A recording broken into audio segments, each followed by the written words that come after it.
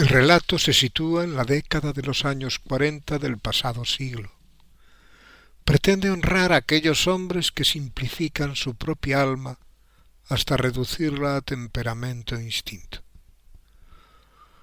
Un día, con 29 años, decidí conocer los rincones de una de esas olvidadas aldeas de la Sierra de Caurel y de paso intentar adentrarme en el corazón de aquellos seres humanos por la puerta de atrás. Estos seres que, por entonces, habitaban esas pobres casuchas que escurren negrura y humedad y tan estrechamente ligadas como disgregados sus moradores y tan integradas en el medio como el propio espacio y el tiempo. Fui en invierno, cuando los picachos están cubiertos de nieve, cuando los lobos hambrientos vagabundean, cuando los elementos, en lugar de resultar arrulladores, rugen con violencia sobrecogedora. Fui también en primavera, cuando la hierba de las escasísimas vegas y los campos de centeno tienen embutidas algunas diminutas flores de belleza singular. Cuando se viste el monte del purpúreo intenso del Brecio, y en las cuestas florecen las amapolas, procurando a la severa fisonomía de la sierra una transitoria lozanía. Pilardo Monte, como la mayoría de estas aldeas, se asienta en una ladera resultado de suelos un poco más fértiles, resultantes de la acumulación de materiales de la disgregación de sus cumbres. Tampoco tiene próximo el río, por supuesto de aguas tan cristalinas que hoy resulta difícilmente imaginable. Discurre por la vertiente allá por debajo del pueblo. Algunos de los personajes comunes a estos pueblecitos lo eran el cura y el médico. Ambos, por supuesto, no residían en el pueblo, y a él se acercaban siempre en circunstancias muy especiales, a lomos de lo más experimentados y limpios rocines, cuyo acceso es sólo posible a través de embarrados caminos que en pocas ocasiones se empedraban siguiendo métodos cuyo origen se pierde en el tiempo. El médico, don José, resultaba peculiar, ya que cuando alguno de ellos le preguntaba lo que era conveniente administrar al enfermo, éste contestaba: «Xamón e auga, jamón e agua». «Ai, don José, é porque sempre receto o mesmo». «Xa o sabes, porque neste pueblo non hai máis que merda e fame». Y tenía razón. Se criaba un cerdo en las casas que podían permitírselo y se utilizaba como trueque. De este solo se reservaban el tocino y parte de lo que inevitablemente había que consumir en la matanza, puesto que se debía de festejar con los que ayudaban y entregar una parte al matachín, que a su vez resolvería otro trueque. La matanza representaba la fiesta de invierno, a la que siempre acudía algún pariente nostálgico de los que vivía entre papeles en la ciudad, y que era muy listo porque había estudiado, y se veía a las leguas el orgullo de haber podido salir de aquel lugar. A éste no se le exigía colaboración alguna, pero resultaba una ayuda muy valiosa para alguna de las escasísimas veces que bajaban a la ciudad. También se reservaban algunos chorizos para la fiesta del pueblo, pero como en el caso anterior eran compartidos en exceso y pocas veces llegaban al estío. Tanto el cura como el médico eran auténticos caciques, en este caso y en algunos otros sin pretenderlo ellos. No ejercían intrigas ni extraños manejos, pues bastante tenían aquellas pobres gentes con sobrevivir a diario. Y aunque se hacían partícipes de las más suculentas partes del cerdo, ayudaban a cubrir esos papeles que non hai Dios que entenda. Además, sus minutas distaban mucho de resultar abusivas. Las más de las veces recibían el pago en especias, y nunca cuando el enfermo lo necesitaba. Me había instalado hacía unos días en una vivienda de las mejor equipadas de la aldea. Como en todas, los dormitorios encima de las cuadras y de la cocina, con lo que la calefacción animal estaba garantizada. Carecía de las más elementales comodidades en lo que a higiene se refiere. Tenía que traerme el agua de la fuente situada en el centro del pueblo en una jarra de porcelana. En invierno daba mucha pereza. De todos modos, lavarte en una de esas palanganas con muchos adornos y retorcidas maderas que en estos tiempos ya resultan objetos de anticuario muy apreciados, tiene cierto encanto. De ello alardeaba el ama de casa en la que me hospedaba, pues constituían, junto con unas mantas y un colchón, la totalidad de sus regalos de boda.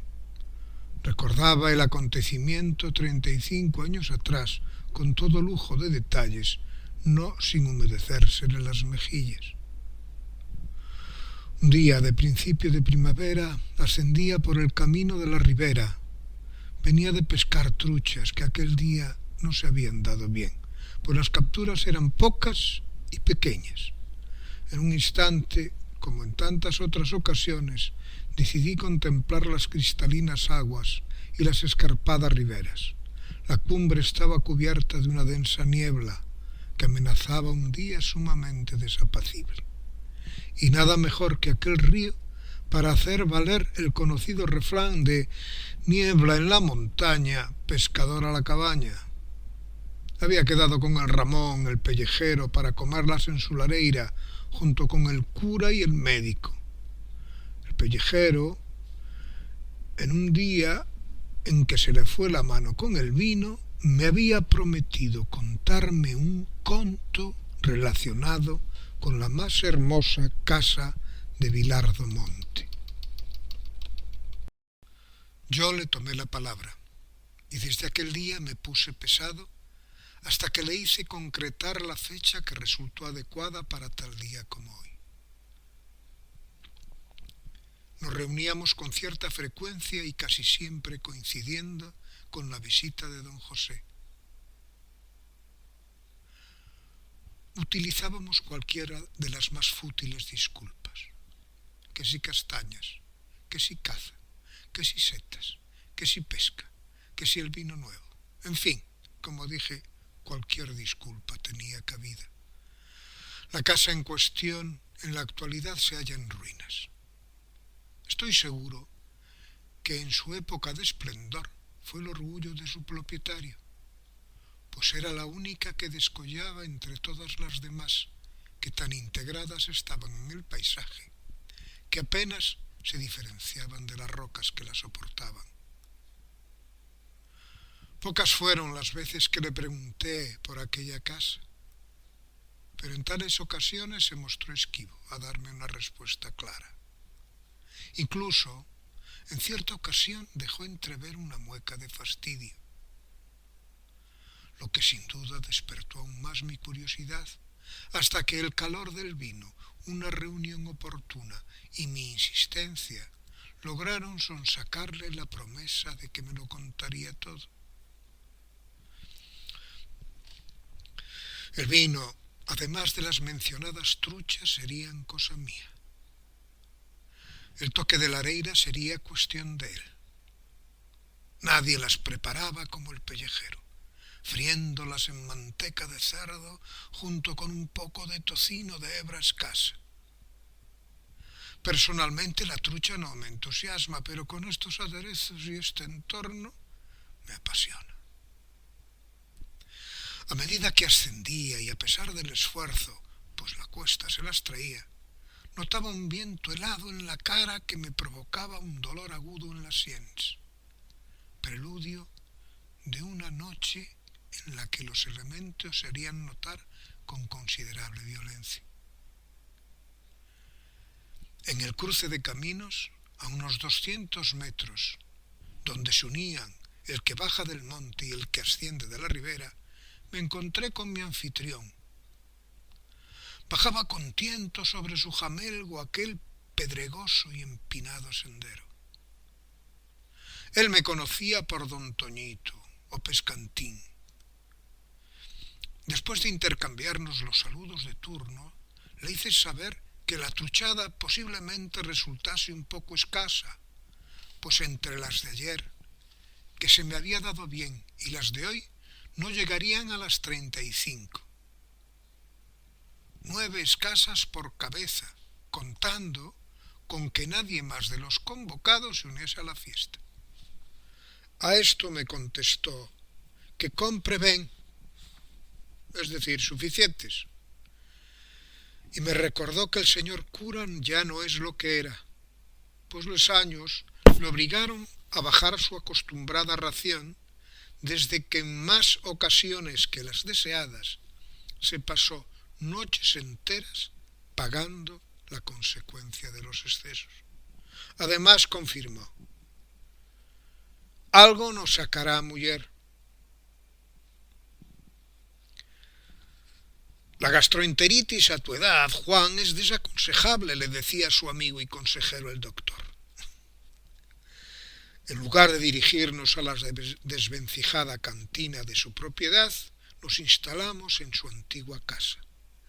Era una de las escasas pallozas que todavía continuaban habitadas. Nos acomodamos en el oscuro interior a la luz del fuego y de un candil que años atrás había comprado en Monforte, en una ocasión que bajó a la feria. Había tenido la precaución de adquirirlo antes de jugarse lo poco que le pagaron por un ternero y después de hartarse de pulpo, vino y una copa de coñac en un cabaret. Como consecuencia de todo ello, resultó fácil presa de alguno de los tahúres que me rodeaban. Sin embargo, y a pesar de su insistencia en jugarse también el candil, ninguno de aquellos chorizos de guante blanco y negro lo admitieron como apuesta. Nunca más volví a bajar a Monforte desde entonces, pero en el más inescrutable rincón de su alma se decía lo maravillosamente feliz que había sido en aquella ocasión.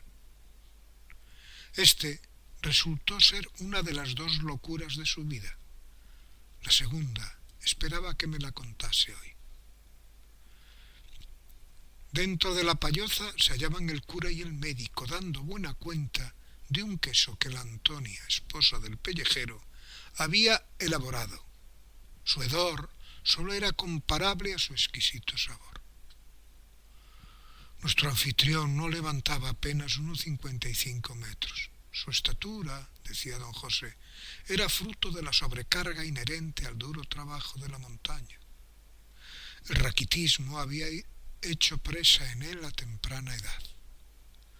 La alimentación equilibrada no era accesible a la mayoría de aquellas gentes.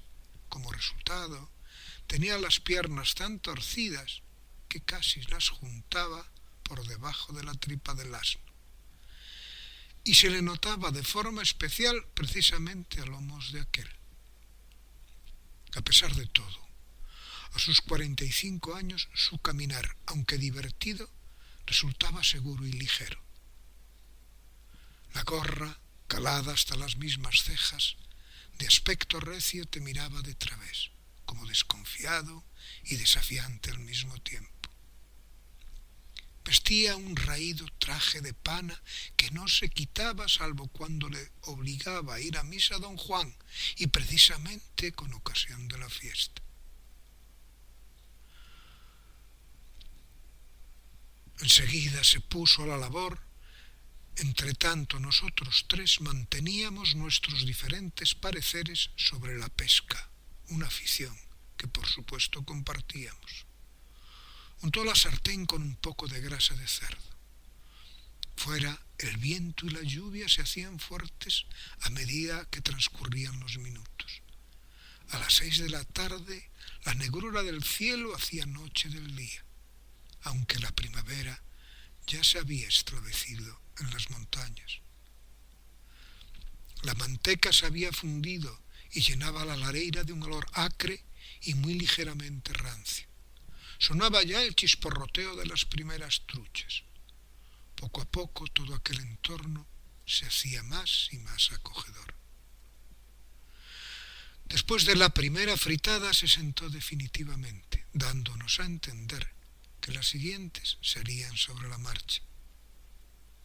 Cerca del fuego, sentados en aquel banco que disponía de una tabla a modo de mesa que se abatía sobre nuestras cabezas, entre trucha y trucha, vaso y vaso, su endurecida mirada se tornó suave, casi pueril, pero con un atisbo de rabia contenida, como con un cierto deseo de no revivir aquello que en un momento de debilidad prometió contarme. A pesar de todo, soltó la lengua y comenzó a desmenuzar la deseada historia. El invierno de aquel año del 48 había sido especialmente duro. Llevaba 3 noches saliendo al abrigo de la noche a revisar las trampas. Si reuniera muchas de tejón y zorro en las que se sacaba mayor ganancia, aún podía seguir viviendo. Pero no, la garduña tenía poca demanda y se había vuelto un bicho raro. Y no mataba un tejón todos los días. Y aunque se matase, demasiado esfuerzo para tan pingüe ganancia.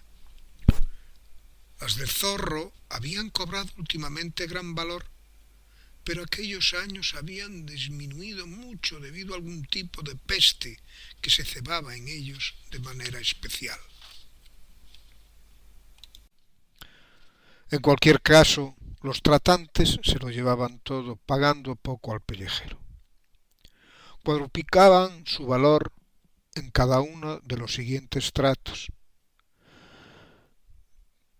Sin embargo, había que disponer de unos pocos cuartos para poder comprar o reparar herramientas de trabajo y por tanto no quedaba otro remedio que aceptar el precio que ofrecía el sinvergüenza aquel, del que no soportaba la sonrisa que exhibía antes y luego de cerrado el trato.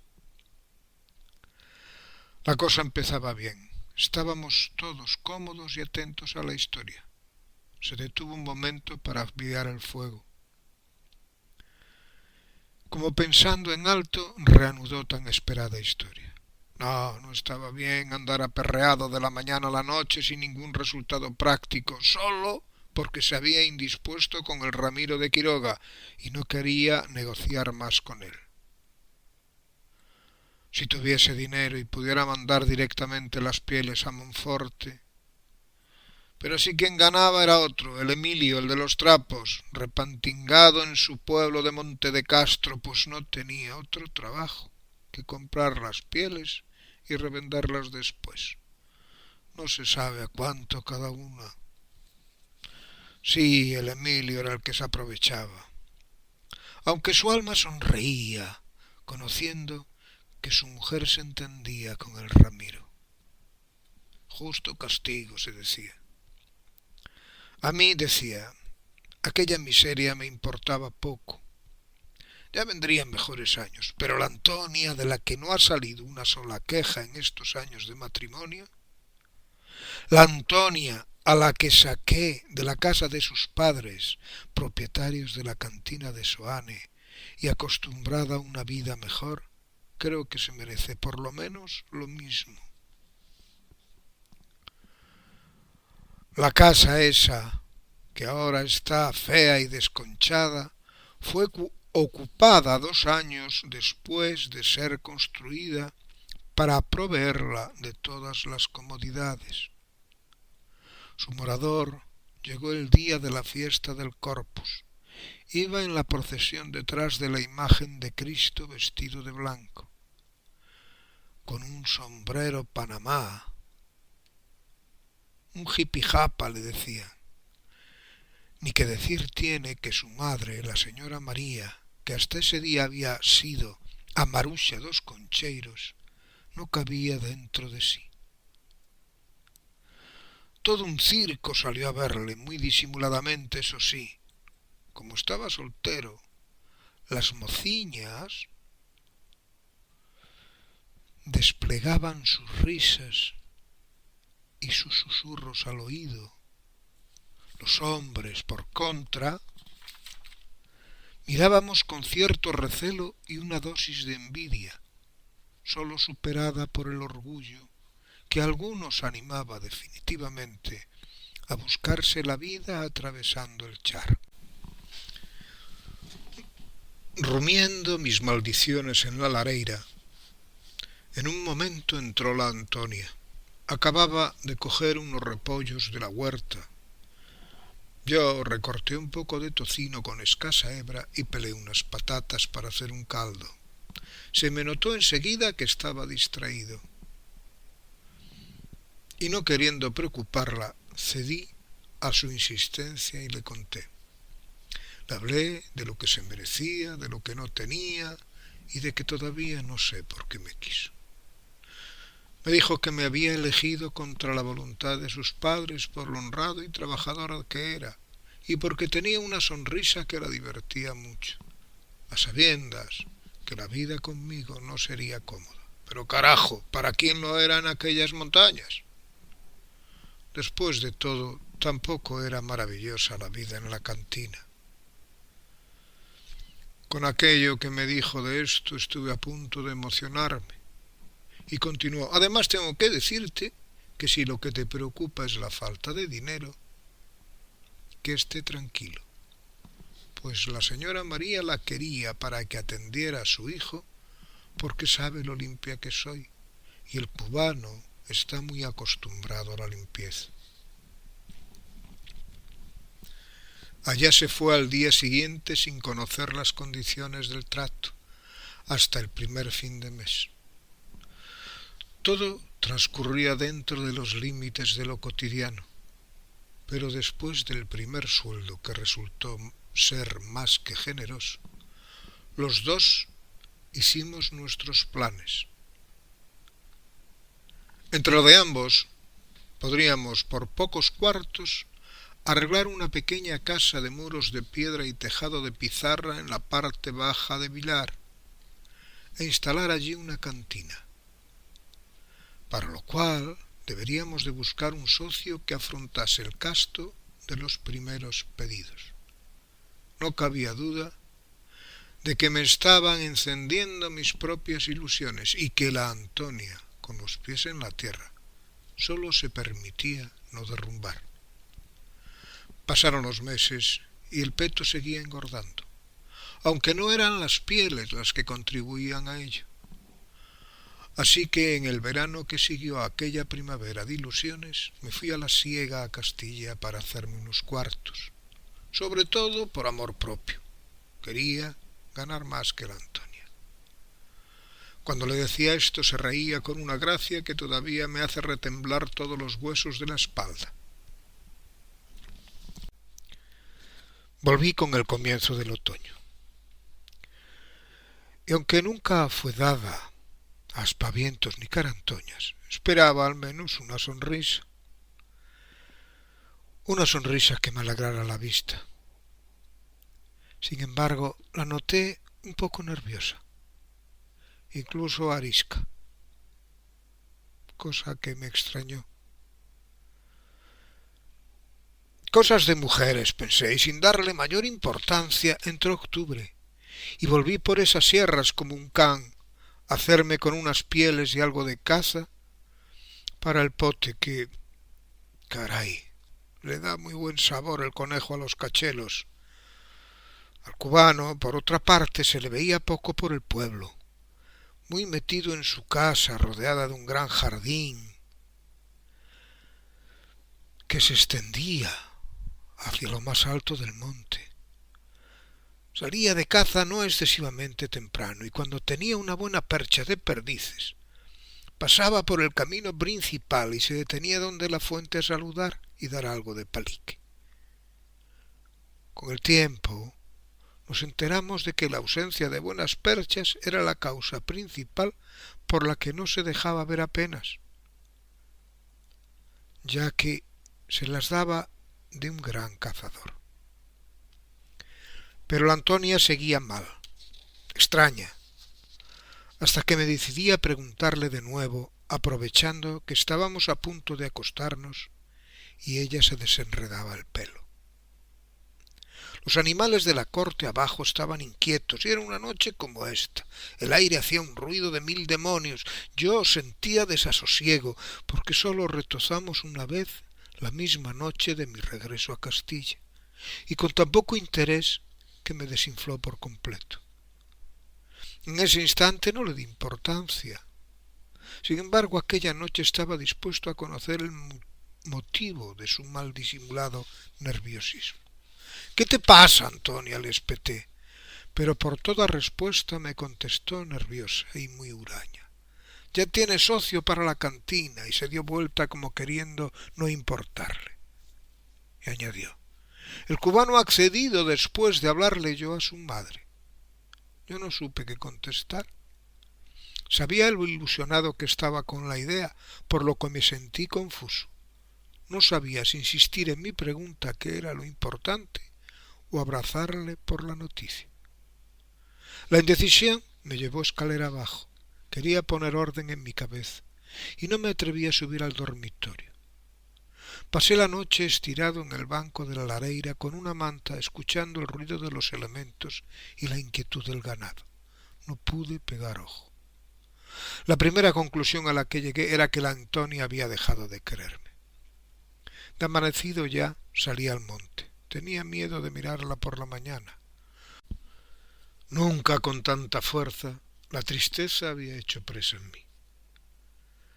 Aquel entusiasmo de hace pocos meses se tornaba tan sombrío.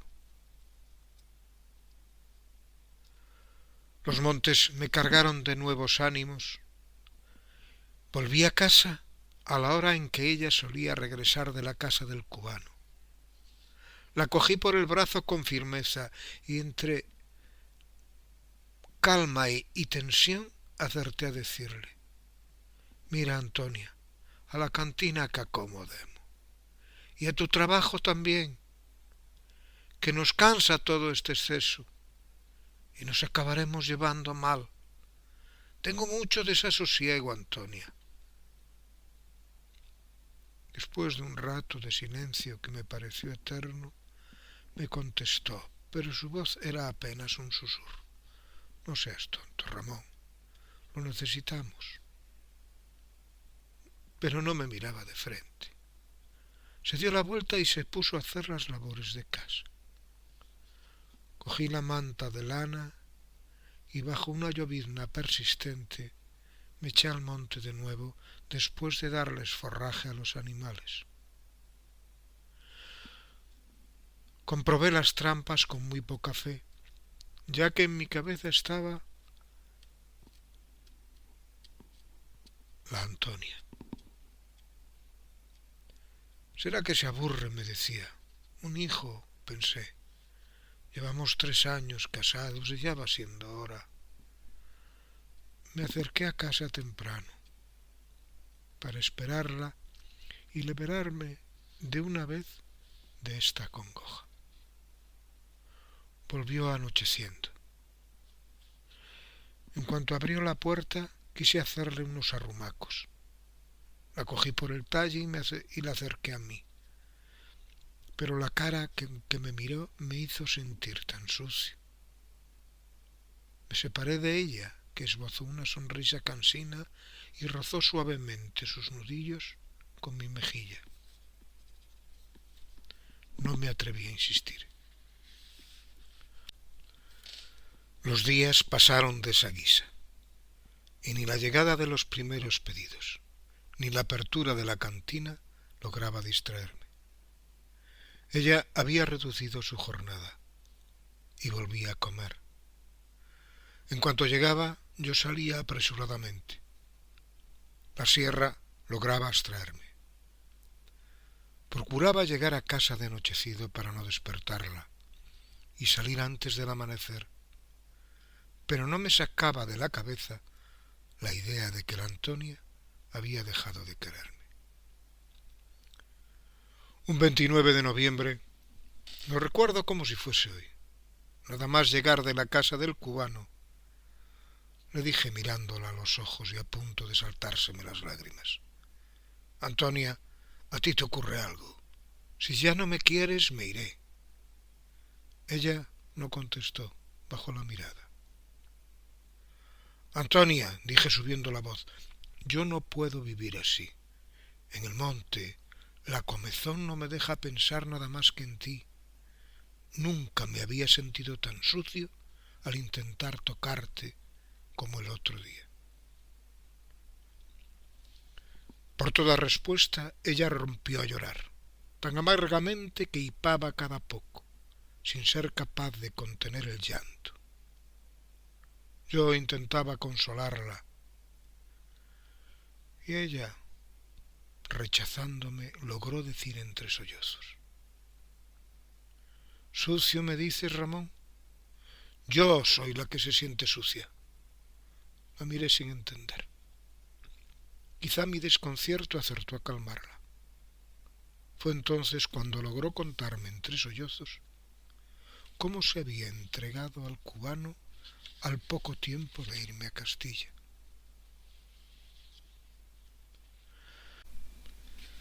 Después, el tiempo ahogó sentimientos y el cubano le susurraba cosas al oído que yo nunca hubiera podido decirlas. Cosas tan agradables que, aunque al principio se resistía y le miraba con cara de pocos amigos, fue rindiéndose poco a poco, pues insistía. Estaba muy limpio, era tan guapo, olía a perfume. Durante los primeros días pensaba que cuando dejaba entreabierta la puerta del baño y salía medio desnudo hasta su habitación, estando ella a su labor, era simplemente algo corriente en la ciudad, y no objetaba nada para no sentirse paleta. Luego se ponía aquellas camisas de seda que tanto gustaba de su tacto. Le contaba lo desgraciado que se sentía en aquel pueblucho, que notaba, que despreciaba y que ella era la única razón de vivir allí. También la convenció de que nadie se enteraría. Cedió a sus pretensiones porque se encontraba muy bien a su lado. Además sentía cierto orgullo por haber sido elegida por aquel hombre. Y era muy considerado con ella, hasta el punto de que la señora María no se atrevía a darle órdenes si no era de modo y maneras muy educados. También le regaló varias prendas de vestir que estaban en el baúl. ¿Quieres verlas?, me dijo mirándome fijamente a los ojos con la cara crispada por la rabia y la amargura. Ya al final y sin llanto, me dijo que, obligada en parte por la proximidad de mi regreso de los campos de Castilla, el cambio de maneras que sucedía a los momentos más íntimos y algunas otras cosas más, fueron haciendo mella. Y de nuevo el tiempo trajo reflexión y desencanto. Sentirse deseada, aquello que el mes pasado le parecía una locura divertida y pasajera,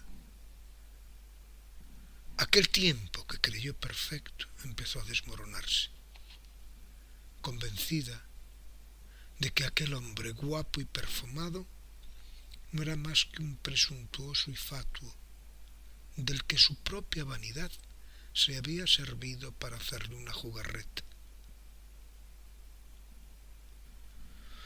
Yo a quien quiero es al Ramón, y que Dios me perdone.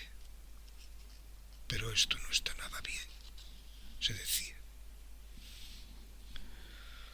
Fuera, los elementos rugían con más fuerza a medida que la intensidad de la historia de Ramón iba increciendo. Los días pasaban y no sabía cómo había de contármelo, pues no estaba segura de mi reacción y no quería perderme. Pero su decisión ya estaba tomada. En el momento oportuno rompería primero con el cubano, al que ya llevaba tiempo haciendo gala de una habilidad que desconocía, rechazándole con picardía. En el cubano esta nueva situación producía el efecto contrario, resultando que cuanto más esquiva era, más la deseaba.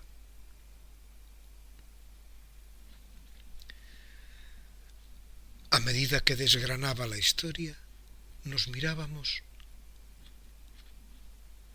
entre la incredulidad y la estupefacción. En absoluto me extrañó tanta reserva después de lo que estaba oyendo. Don Juan y don José estaban realmente boquiabiertos. Ninguno de nosotros se atrevía a interrumpirle, y si descansaba en una parte del relato, no nos atrevíamos a hablar. Todos pensamos que la discreción con que había llegado el asunto resultaba inusual para aquel tiempo y en aquella aldea. En este punto del relato una lágrima impertinente delató su profunda emoción. Y así, emocionado hasta los huesos, continuó. Todo aquello era demasiado para mí, y a punto estuve de no poder contener las lágrimas, como ahora me está ocurriendo al recordar. Pero no estaría bien romper a llorar delante del Antonio. Por eso salí fuera a llorar de rabia. Sabíamos lo que se querían, e imaginé el desgarro interior de su alma. Sacó el sobado pañuelo de su bolsillo posterior del pantalón y se secó los ojos. Y retomó, sereno, el relato nuevamente. No era un día para permanecer sin cobijo, pues granizaba y llovía, eran gotas gruesas, y el viento del norte cortaba. El golpeteo del granizo contra las piedras era ensordecedor, y me aporreaba la cara y los nudillos. Si lo sintiese, imagino que resultaría lo mismo que cuando te apalean, pero no sentía nada. Oía desde fuera los sollozos, y escapé lejos de allí. Intenté dormir un poco para espantar a los demonios de la confusión al abrigo del saliente de una roca. Y recuerdo que aunque eran pocas las fuerzas que tenía para encender un fuego, logré prenderlo y allí, mirando las inquietas llamas, estuve largo rato intentando poner claridad en mi cabeza. Casi rendido, caí en un sueño repleto de pesadillas, 1 o 2 horas antes de amanecer, pero sabía lo que tenía que hacer. El aspecto con el que me presenté en casa, amaneciendo, ya se lo pueden ustedes imaginar. La Antonia tenía síntomas de no haber pegado ojo, ya que la encontré sentada cerca del fuego en la posición en la que la dejé horas antes. Nada le pregunté. Ella notó mi excitación. Antonia, le dije, sabes que te quiero bien. Y si me sigues queriendo, podremos olvidar todo esto, que nos ha desasosegado tanto tiempo. Me miró con ansiedad, como queriendo abrazarme, pero no se atrevió. Y por respuesta solo asintió humildemente con la cabeza. Y fui yo quien la abrazó y la consoló durante mucho, mucho tiempo. Cuando ambos nos secamos las lágrimas, le dije, si estás decidida a olvidar, habrás de decírselo. De ello puedes estar seguro. Se levantó como impulsada por un resorte. Ambos nos encaminamos hacia la casa del cubano. Había dejado de llover, pero el cielo estaba muy gris y la mañana resultaba desapacible.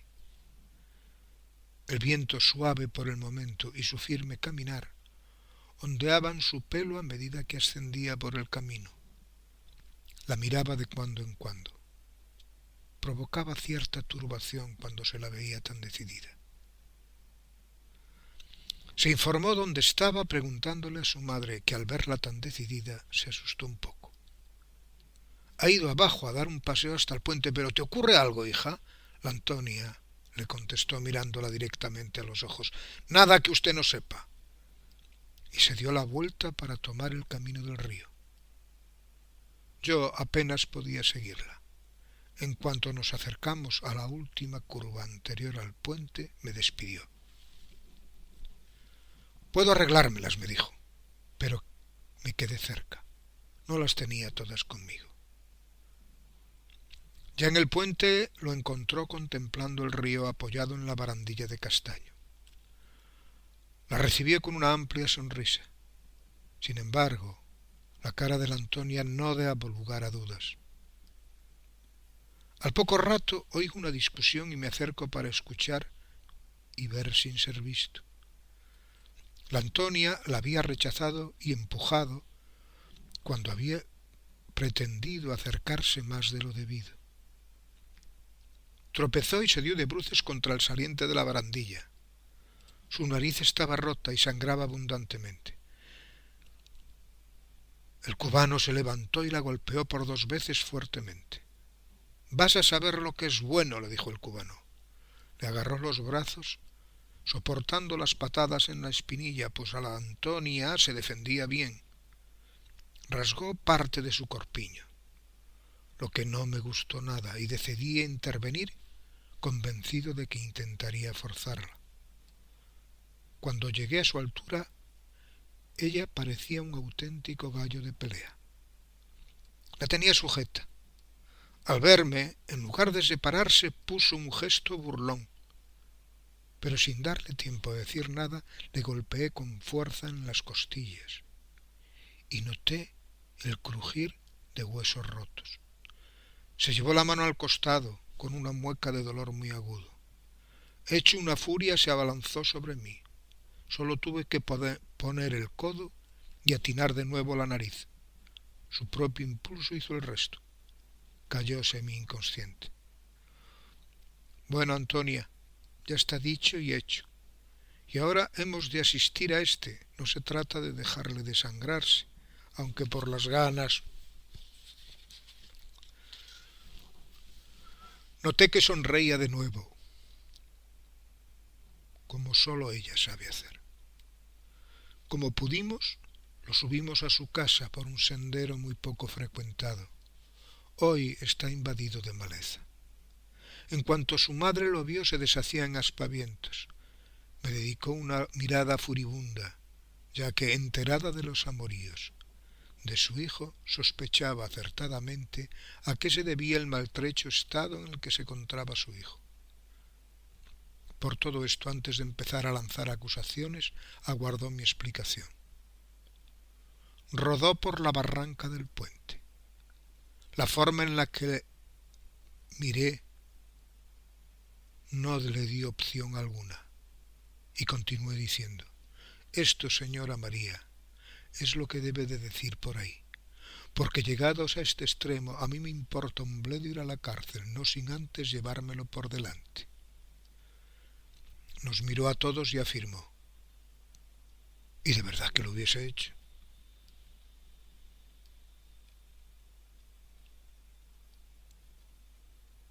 Tales argumentos disiparon la mínima sombra de la madre del cubano respecto de cómo actuar en lo sucesivo. Cuando éste se repuso, la María sugirió al cubano la posibilidad de vivir en Vigo definitivamente, con la disculpa del clima, a lo que su hijo no puso la menor objeción. No tardó más de lo imprescindible en irse. En todo el tiempo que duró la mudanza, no se dejó ver por el pueblo. Me hizo saber por un vecino que me podía quedar con la cantina, que ya arreglaríamos. Todavía es hoy el día en que no hemos arreglado nada. La casa está abandonada desde entonces. Muy entrada la madrugada acabó su relato y el viento amainó. Nos estremecimos y nos deseamos buenas noches luego de un largo silencio. Nos quedamos acurrucados en torno al fuego. No había duda que aquellos cielos grises, aquellas cumbres, ocultaban grises senderos.